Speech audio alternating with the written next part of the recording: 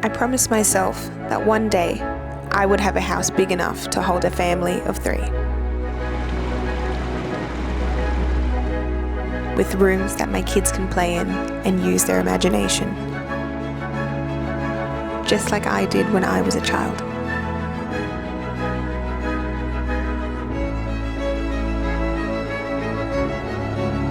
Belief was a quiet promise I once kept to myself.